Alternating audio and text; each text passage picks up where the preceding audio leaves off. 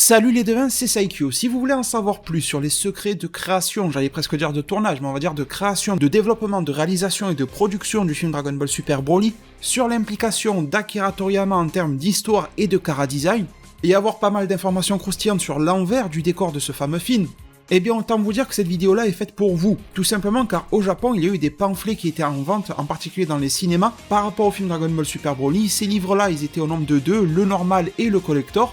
Il proposait des images du film, du storyboard, etc. etc. D'ailleurs, je vous préviens que cette vidéo-là contiendra très sûrement des spoilers par rapport au film Dragon Ball Super Broly si vous ne l'avez pas déjà vu, comme ça vous êtes prévenus. Et à l'intérieur de ces pamphlets, il y avait également des interviews du réalisateur du film, donc Monsieur Tatsuya Nagamine, et du superviseur de l'animation, Naohiro Shintani, tout le monde fait parler de lui depuis son remplacement de Yamamuro. Et grâce au site kanzenshuu.com et à dragonballsuper-france.fr, que je remercie et dont je vous mets les liens en description, eh bien je peux vous proposer sous vos yeux ces interviews-là. Je me permets de vous dire aussi que je peux vous confirmer la véracité de ces interviews-là, de leur présence dans les pamphlets, parce que tout simplement, quand j'étais au cinéma à Tokyo, j'en ai acheté un pour moi-même. Donc il n'y a pas de conneries, il n'y a pas de blabla, il n'y a pas d'entourloupe, je vous confirme que toutes les informations affichées à l'écran sont réelles et concrètes. Alors, on va commencer par la première interview, celle de Naohiro Shintani, je vous l'ai dit, superviseur de l'animation du film, aussi chara-designer pour le film. Alors, la première question qui lui a été posée, c'était « S'il vous plaît, dites-nous comment vous vous êtes senti après avoir été nommé superviseur de l'animation de DBS Broly ?» Il dit « Tout d'abord, j'ai eu la pression. J'ai vu les nombreux films Dragon Ball produits jusqu'à maintenant, donc j'étais assez anxieux. J'espérais redonner la même image de Dragon Ball que celle que j'ai appréciée étant petit. » Donc les devins, clairement, on sent que Dragon Ball a évolué dans le sens où c'est plus juste des personnes qui créent Dragon Ball, ce sont des fans qui ont grandi, qui ont connu, qui ont vécu Dragon Ball étant plus jeunes, et qui aujourd'hui nous apportent et nous créent du Dragon Ball à leur tour en essayant de perpétuer la qualité que Dragon Ball Z l'animé ont pu nous apporter quand nous étions tous jeunes, pour faire en sorte que la nouvelle génération puisse y retrouver également et porter le flambeau aussi. La deuxième question était, y a-t-il quelque chose à laquelle vous avez été particulièrement attentif lorsque vous travaillez sur le film? Sa réponse est, au début de Dragon Ball, il n'y avait pas beaucoup d'ombrage, donc nous avons voulu avoir la même approche pour le film. Pourtant, durant la production, nous nous sommes dit que mettre de l'ombrage sur les scènes d'action les rendrait encore plus excitantes. C'est ce que nous avons donc fait. Donc les scènes de vie quotidienne ne contenaient pas d'ombrage, tandis que les scènes de combat ne tenaient pas compte de cette consigne. Tout ce qui comptait était de rendre ça cool. Ajouter de l'ombrage augmente le nombre d'informations visuelles, mais également l'intensité de celle-ci. Je crois donc que la grande différenciation entre les scènes de vie quotidienne et les combats rendra ce film différent des autres. Alors les devins, j'ai pas grand chose à ajouter, mis à part le fait que je suis d'accord, si tu ajoutes de l'ombrage, donc d'une certaine manière, du contraste à l'image, en particulier sur les scènes d'action, forcément ça les rend plus impactantes. Je peux pas dire mieux que ce qui a été dit dans l'interview. Ensuite, comment vous y êtes-vous pris pour le design des nouveaux personnages ? Il répond, pour Shirai et Remo, je me suis basé le plus fidèlement possible sur les designs de Toriyama. Pour Broly, c'était une histoire différente. Les seuls designs que j'ai reçus le concernant de lui étaient Broly portant son armure. Donc là, les devins, petite pause, stop, ça veut dire qu'en termes d'implication de Akira Toriyama, Toriyama a fourni les chara-design de base de Shirai et de Remo, on le savait déjà, de Broly, mais Toriyama n'aurait visiblement pas chara-designé de base le Broly Full Power version film Dragon Ball Super 2018. Il aurait chara-designé la version moderne de Broly, donc pour le film, uniquement portant son armure. Ça veut dire qu'il a dû faire de la forme de base, du Ikari et du SSJ1 grand maximum. Il n'a pas fait la forme Full Power dans laquelle il est gigantesque et il est torse nu. C'est un petit peu déroutant je trouve, mais en même temps vous allez me dire qu'ils avaient déjà les chara-design de base de Broly de 1993, bon, ils pouvaient facilement machiner par-dessus ça. Ensuite, il poursuit en disant que le fait de voir Broly avec une armure lui donnait vraiment une impression différente du Broly du passé. Et là, encore une fois, je suis d'accord. Et ça, je l'ai vraiment ressenti quand on a eu les trailers. Les trailers dans lesquels on voyait Broly dans la glace, il sort du vaisseau de Freezer, et on le voit porter une armure Saiyan noire et verte et tout ça. Je trouvais vraiment que ça donnait une allure différente à Broly. Ça me donnait un peu la même impression que quand je peux lire du Dragon Ball Multiverse, je pense que vous connaissez, la fanfiction française. Et dedans, on a un Broly avec une armure. Ça donne un côté un petit peu plus original à Broly lié à son côté Saiyan, mais en même temps, bien que l'armure provienne de Freezer, mais ça lui donne cet aspect-là, mais en même temps ça le rend différent de l'ancien, qui déjà de base, rappelez-vous, ça fait un peu psychopathe, se trimballer torse nu partout où il allait. Il poursuit en disant « Personnellement, j'avais une forte image de Broly basée sur les films précédents, donc je me suis créé mon propre design de lui en full power, vous voyez ?» Shintani confirme que c'est lui qui l'a re-chara-designé pour 2018 en full power. Il dit qu'il avait également la très forte envie de le voir perdre son haut et devenir furieux à la fin. Toriyama avait insisté pour qu'il ne soit pas trop dépeint comme un macho, donc j'ai essayé de le faire aussi imposant que possible, mais jusqu'aux limites imposées. Donc ce que j'en déduis là c'est que mon interprétation, vous me direz si vous êtes d'accord, c'est que Toriyama a validé quand même de reprendre les plus gros aspects du Broly de 1993, mais de ne pas le pousser aussi loin dans la folie, dans le personnage sanguinaire qu'il pouvait être à l'époque, dans le personnage qui inspirait la terreur comme à l'époque. Il voulait un personnage différent, mais aussi peut-être à la fois plus complexe, tout en reprenant quelques bases de ce qu'il pouvait être à l'époque. Et justement, la question qui suit va pouvoir permettre d'éclaircir cela, parce que la question est, de quelle manière ce Broly est-il différent de celui des autres films? Shintani répond, le Broly du passé n'était que un mec dangereux, et Shintani se met à rire.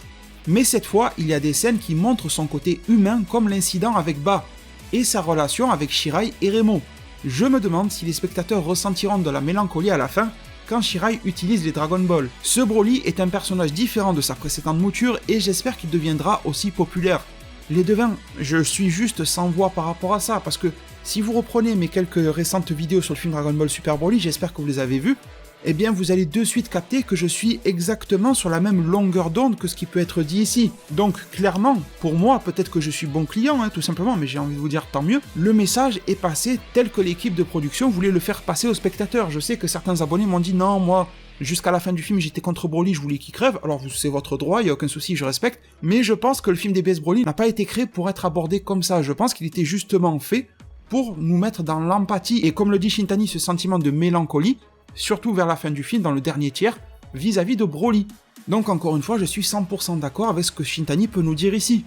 Et je trouve ça cool qu'une personne qui soit sur l'animation, sur le chara-design, s'implique aussi psychologiquement et émotionnellement dans l'œuvre qu'il produit. Il n'est pas juste là à faire du dessin, il donne une émotion à son dessin. Je trouve ça vraiment top, professionnel, et ça prouve qu'il est fan aussi de Dragon Ball de sa part, c'est pas juste pour réaliser un boulot qu'il est là. Alors, mais quand même, pour revenir sur l'aspect un petit peu plus technique lié à son boulot à lui, à Shintani, la question est, quels sont les aspects sur lesquels vous avez le plus travaillé concernant le design des personnages? Et il dit qu'il a le plus travaillé sur l'équilibre des visages. Alors l'équilibre des visages, on en avait déjà parlé dans une précédente interview, ils avaient même dit que c'était un critère de recrutement de Shintani, etc. Il fallait que les visages soient bien équilibrés, de face, de profil, de tout ce qu'on veut. C'était vraiment un prérequis de la part de Toriyama pour qu'on puisse bosser sur le film et pour l'auto-animation. On va pas réinsister là-dessus, et ensuite il dit aussi j'ai consciemment travaillé sur le corps des personnages pour qu'ils restent minces comme Toriyama le voulait. Alors là, je pense que ça appuie une chose très claire, je sais que ça fait beaucoup polémique en France, après dans les autres pays, je sais pas, comme quoi le style des personnages dans DBS, de Toriyama, etc. nous propose un Dragon Ball contemporain avec des personnages qui se sont beaucoup amincis de corps, de forme, etc. Et beaucoup ne sont pas contents parce qu'à l'époque du manga Dragon Ball, les 42 volumes en particulier, les arcs où Goku est adulte, ou l'animé Dragon Ball Z, eh bien on a un Goku massif, un Vegeta massif, on a du muscle partout qui déborde, etc. Et on se retrouve dans Dragon Ball Super avec un Goku et un Vegeta qui ont pas mal aminci, même si je trouve que récemment ils ont repris en masse, et on a des nouveaux Saiyans comme ceux de l'Univers 6 qui sont tout petits, tout maigres, et je pense que vous m'avez compris dans l'idée. Eh bien je suis pas là pour vous dire si c'est bien ou pas, mais simplement pour vous dire que nous avons la confirmation encore une fois que c'est tout simplement une volonté de Toriyama de faire évoluer son style de cette manière-là. Je sais que je l'ai déjà dit à plusieurs reprises sur ma chaîne YouTube, mais comparez les périodes Arc Freezer, Arc Cell par exemple de Toriyama, et comparez-les avec toutes ses œuvres récentes depuis, allez, on va dire Jaco, le manga Jaco le Pétreur Galactique, Dragon Ball Minus, etc. Vous verrez qu'il y a une évolution directe, vous prenez même les Nekomajin, les parodies de Toriyama, vous verrez que son style visuel a clairement évolué. Donc bien sûr qu'on a le droit de préférer l'ancien ou de préférer le nouveau, mais personnellement je ne peux pas en vouloir au dessinateur d'évoluer en fait. Je peux pas lui demander de rester cloisonné dans 30 ans en arrière, tu vois, faut bien que le mec évolue dans sa vie. Bref, Shintani nous dit, bien que j'aimais beaucoup le look de Bardock dans l'ancienne TV spéciale, rester proche du design actuel de Toriyama avait la priorité sur ma propre image de lui. Vous voyez que même le chara-designer du film avait très certainement une préférence pour l'ancienne Bardock, mais il s'est dit qu'il fallait respecter la volonté actuelle de l'auteur. Ensuite il dit, un autre challenge était les Saiyans en tant qu'enfant. J'imaginais plus Goku comme un bébé, mais vu comme il était décrit dans Jaco le Pétreur Galactique, il était assez mature pour savoir marcher. J'ai essayé de rester proche du manga également pour les versions enfants de Raditz et Vegeta. Et là, Shintani correspond un petit peu à la polémique qu'il y avait pu avoir, d'ailleurs j'avais fait une vidéo par rapport à ça, je sais plus comment elle s'appelle, je vais vous afficher la miniature et le titre à l'écran, sur pourquoi Goku ressemble à un enfant et pas un bébé, etc. Ben, là encore une fois, faut distinguer ce qui a été produit par l'Ato Animation et par Toriyama. Toriyama dans son manga n'a jamais montré Goku arrivant sur Terre sous forme de bébé, sans les vêtements Saiyan, etc.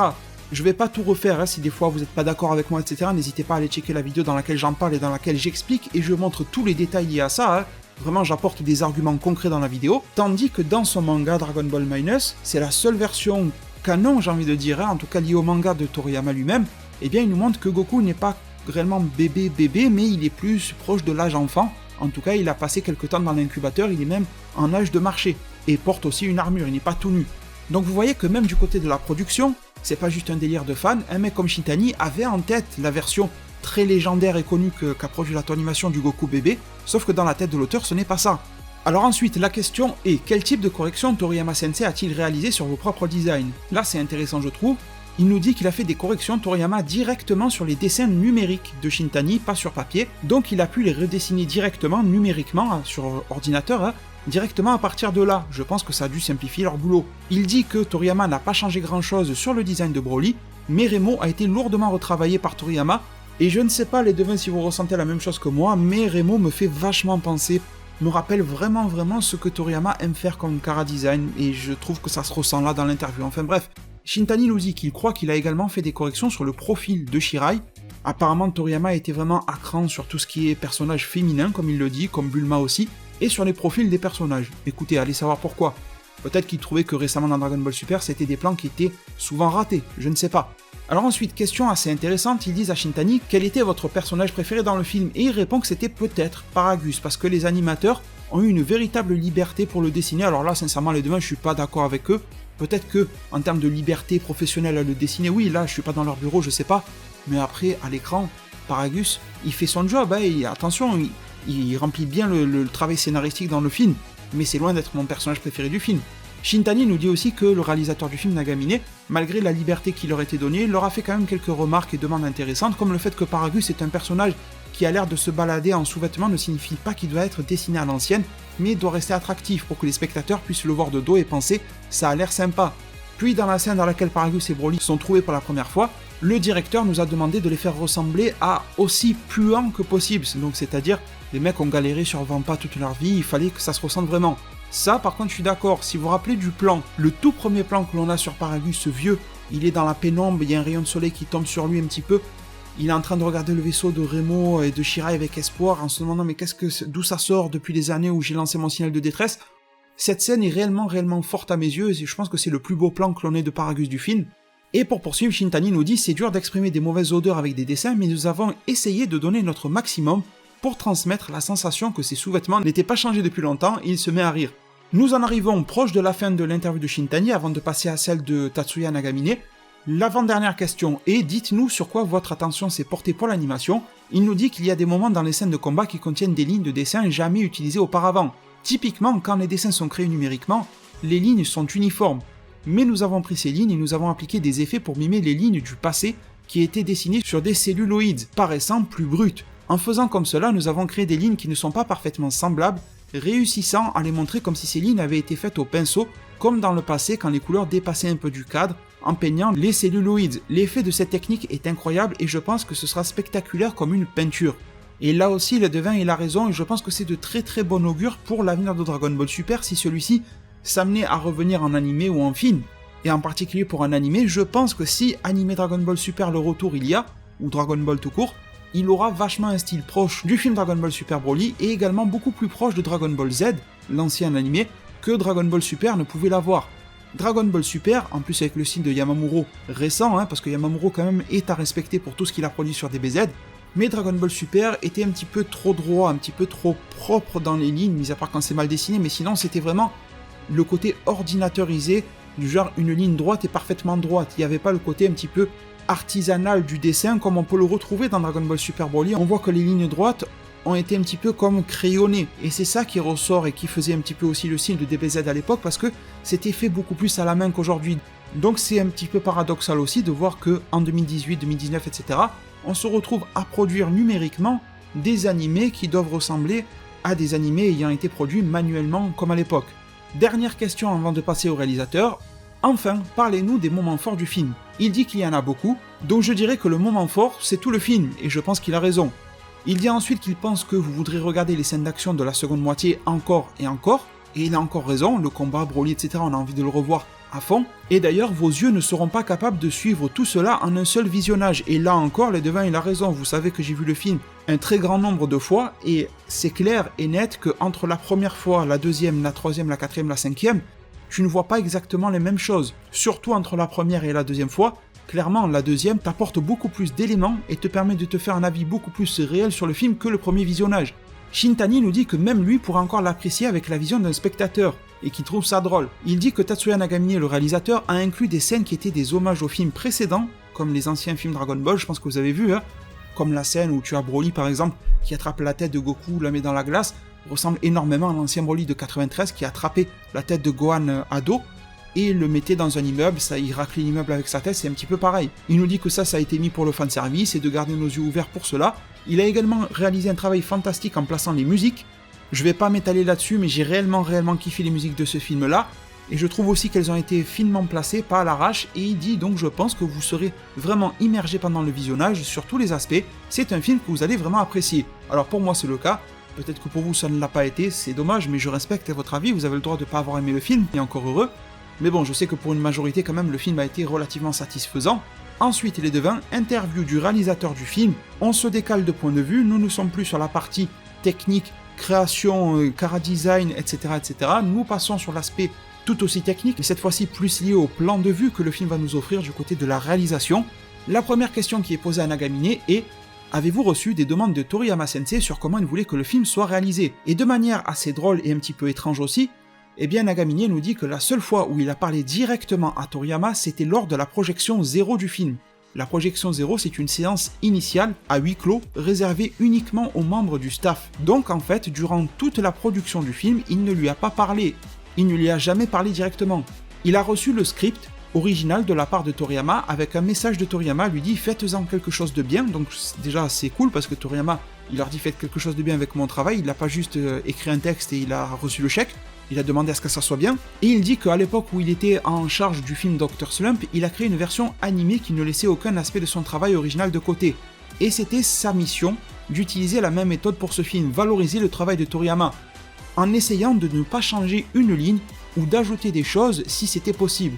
Cependant, de manière réaliste, il a dû faire tenir cela sur une durée de 100 minutes. Donc il y avait des phrases comme « Oui, Seigneur Freezer » sur lesquelles il a coupé un petit peu en enlevant le « oui » et en ne laissant que Seigneur Freezer. Il rigole, mais en disant que ce sont de petites astuces pour gagner du temps dans le film. Deuxième question qu'il lui est posée, Broly est même inscrit dans le titre du film, et ce sera sa première apparition depuis longtemps. Dites-nous ce que vous avez pensé quand vous avez entendu parler des prémices de ce film. Il nous dit que 2 des précédents films sur Broly ont été dirigés par son mentor, Shigeyasu Yamochi. C'était un personnage incroyablement populaire tandis que Yamochi s'occupait de lui, donc quand il a entendu Nagamine qu'il devait s'occuper d'un film avec Broly, dont son propre mentor s'était occupé dans le passé, il s'est senti mal, il s'est dit c'est pas bon, bien sûr en rigolant, mais en gros pour dire qu'il avait la pression. Pourtant, poursuit-il, comparé au Broly du passé, qui n'avait pas beaucoup de personnalité, et bien cette fois Toriyama a ajouté plus d'épaisseur au personnage, incluant même une sorte d'innocence, et à la fin je me sentais vraiment enthousiaste, en pensant cela va permettre à la popularité de Broly d'exploser encore plus. De plus, et là il rejoint ce que nous a dit Shintani tout à l'heure, nous avons inclus des hommages aux films précédents dans les effets et autres. Les devins, que puis-je ajouter de plus par rapport à cela? Je suis 100% d'accord. Toriyama a ajouté plus d'épaisseur au personnage, il lui a donné du relief réellement scénaristiquement parlant, sur son passé, son histoire. Je suis d'accord. Ensuite il nous dit, dans quelle scène avez-vous mis le plus d'efforts pour adapter le script en planche? Il répond, d'habitude à la fin des films, l'ennemi est terrassé par une énorme attaque et la Terre est sauvée, offrant une sorte de libération affective pour les spectateurs, mais cette fois-ci, le dernier Kamehameha ne touche pas sa cible. Cela pourrait être un peu décevant pour les spectateurs, donc j'ai dû m'assurer que le combat menant à cet instant était vraiment très existant. C'est pourquoi le combat final entre Gogeta et Broly est si brutal que s'il se déroulait vraiment, ils auraient pu tomber plusieurs fois. Pour faire en sorte de satisfaire les spectateurs, ils se frappent l'un l'autre et lancent des attaques spéciales. Puis cela finit avec un Kamehameha. Un ennemi normal serait déjà mort 3 fois dans un tel rythme de combat. Je commente peu les devins ce qui est dit par Nagamine parce qu'en fait je suis 100% d'accord. Donc bon, on va poursuivre à la question suivante qui est, vu qu'il y a des combats tellement brutaux, donnez-nous quelques détails sur les scènes de combat. Il nous dit, nous avons renversé le scénario pour les combats de la seconde moitié, la scène avec le manga en particulier a été ajoutée, car si l'arrière-plan était resté sur une zone glacée sans fin, cela aurait été difficile de voir les effets des attaques. Vous avez vu que tout le combat, depuis le début avec l'arrivée de Freezer jusqu'à la fin Gogeta, c'est dans le même lieu, mais ça n'arrête pas de changer d'environnement, de teinte de couleurs, de jeu de couleurs. Le lieu géographique reste le même, mais pourtant nous passons d'un lieu glacé à une zone volcanique. Ils ont quand même été assez intelligents et astucieux, je trouve, là-dedans. Il nous dit que la scène se devait d'être plus sombre avec beaucoup d'attaques à distance. Forcément, les devins, s'il y a des attaques à distance, ça veut dire des vagues de ki. Donc si tu assombris le fond, eh bien forcément les attaques colorées vont ressortir plus à l'œil. C'est bête, mais il faut le faire. De plus, il nous dit si les conditions de combat restent les mêmes tout le temps, les spectateurs perdraient en intérêt. Ils se lasseraient, donc j'ai senti qu'il fallait changer un peu. Nous avons ajouté des choses comme le magma qui jaillit du fait de la férocité du combat. Et nous les avons même envoyés dans une autre dimension à un moment donné. Puis lors du climax, nous avons créé les conditions idéales pour voir la lumière de leurs attaques en faisant apparaître Shenron. Vous voyez qu'ils ont réfléchi tout, mais vraiment minutieusement, pour avoir quelque chose à l'image de parfait à leurs yeux. Ils ont profité du lore de Dragon Ball pour illustrer leur film, c'est-à-dire qu'ils se sont rappelés que quand Shenron apparaît, le ciel devient noir. Et là ils se sont dit on va pouvoir embrayer sur une autre scène. Il dit qu'il a même imaginé inclure des scènes dans lesquelles, et là écoutez bien les devins, ils se battent dans l'espace, et pour faire un hommage à l'ancien Broly qui meurt dans le soleil, les faire combattre à la surface du soleil ou les faire combattre dans le cœur de la terre. Mais à la fin, il n'y avait tout simplement plus de temps disponible dans le film. Vous imaginez les devins, si en plus de ce qu'on a eu dans le film, imaginez une version longue du Blu-ray dans laquelle on voit Gogeta et Broly qui partent se battre sur la putain de surface du soleil ou dans le centre de la terre, un truc comme ça serait un délire de ouf. Mais j'ai envie de dire, peut-être qu'il faudrait garder cette idée-là pour un prochain combat d'un niveau supérieur. Parce que oui, bien sûr, je vois deux êtres se battre à la surface du soleil, je me dis que ces deux-là sont des êtres supradivins. Et en plus, ça nous aurait fait comprendre que le nouveau Broly est terriblement plus fort que l'ancien, chose que pas mal de personnes malheureusement n'ont pas encore comprise et c'est dommage. Là, on aurait compris la différence, l'ancien meurt au soleil, le nouveau se bat dessus tranquille, il fait un moonwalk. Mais je pense que ça, faudrait le faire dans un combat qui serait, je sais pas moi, le jour où Goku et Vegeta atteignent un niveau de type ange et que là il y a une menace de type niveau ange, ils se battent sur la surface du soleil, ça sera cool. Mais là c'est peut-être un petit peu trop tôt, scénaristiquement, chronologiquement, c'est ça que je veux dire pour le faire. Ensuite il nous dit, de plus, c'était mon objectif de présenter les Super Saiyan God, Super Saiyan, donc les SSJ Blue, de la manière la plus cool possible. Je voulais les présenter avec les meilleurs visuels et puissances. La séquence de transfo a été construite de la manière la plus méticuleuse possible et je vous encourage tous à essayer de l'imiter vous-même et je pense que vous n'avez pas manqué la prestation de Goku lors de sa transformation en SSJ Blue qui a beaucoup fait parler avec pourquoi pas une mini arrivée de l'Ultra Instinct à un certain moment. D'ailleurs il nous dit qu'ils ont travaillé cette transformation là méticuleusement donc ils doivent être au courant quand même que Goku passe au gris durant un court instant. Et enfin, l'avant-dernière question, quel genre de rapport avez-vous avec l'équipe d'animation, les musiciens et autres membres du staff? Après tout, c'est le réalisateur, c'est lui qui chapeaute le tout. Il nous dit qu'il y avait des scènes de combat sur lesquelles les animateurs avaient carte blanche, pour faire absolument ce qu'ils voulaient. Et je regardais leurs travaux et ensuite je me disais, oh, le nombre de scènes a encore augmenté. Ou encore des questions du style, est-ce que ce genre d'attaque existe? Les autres départements étaient également pleins de staff qui donnaient leur maximum et utilisaient pleinement leur talent, faisant ce qui leur faisait plaisir dans le bon sens. Mon travail était de créer un ensemble cohérent de tout ça, tandis que je m'émerveillais en me disant ils sont tous incroyables. En termes de baseball, sport qui est populaire au Japon, je préfère vous le préciser, c'est comme si j'étais leur coach et que je disais visez le home run. Ils me répondaient ok et l'envoyaient en dehors du stade. Et la salle du staff était conviviale et optimiste. Il y avait une sorte de joue de la part de tout le monde formant des rivalités amicales en tant que vrais professionnels plutôt que de travailler les uns contre les autres. Donc Nagamine nous a fait comprendre que toute l'équipe a essayé de se tirer vers le haut, peut-être en se chambrant un petit peu, etc. Mais bon, ça fait partie d'une équipe, mais il y avait une bonne ambiance, une sorte de pseudo-rivalité, mais dans le sens on va donner le meilleur de nous-mêmes pour proposer un produit final parfait. Enfin, dernière question, dites-nous quelques mots pour donner envie à tout le monde de voir le film. Il dit, cela peut paraître banal, mais à tous les niveaux, je voudrais juste vous dire, s'il vous plaît, appréciez-le. Bien sûr, vu que j'y ai mis beaucoup de moi dans ce film, j'ai un profond attachement avec lui. Donc j'aimerais exprimer cela également. Mais surtout, j'aimerais que les spectateurs le regardent avec un état d'esprit clair. Dragon Ball est cool, point d'exclamation. Eh bien nous y voici les devins à la fin de cette vidéo-là, à la fin de cette double interview. Je suis conscient de l'avoir nettement moins commenté que je ne commente les précédentes interviews quand il concerne Dragon Ball parce que quand je suis 100% d'accord que je n'ai rien de plus à ajouter en termes de clarification ou en termes d'avis personnel, je vois pas pourquoi je prendrais la parole par-dessus. Vous me direz en tout cas dans un commentaire si après avoir vu le film une, et je l'espère plusieurs fois, vous êtes d'accord avec les propos qui ont été apportés ici. Vous avez également le droit d'être en total désaccord du moment où vous le dites avec le respect. Vous savez que votre soutien me sera un apport et une aide énormissime, ça passe par ma page Utip qui est en description. Ça passe aussi par le pouce bleu pour aider ma vidéo à être bien référencée. Un grand merci à tous, prenez tous très bien soin de votre futur, et à plus pour de prochains arts divinatoires.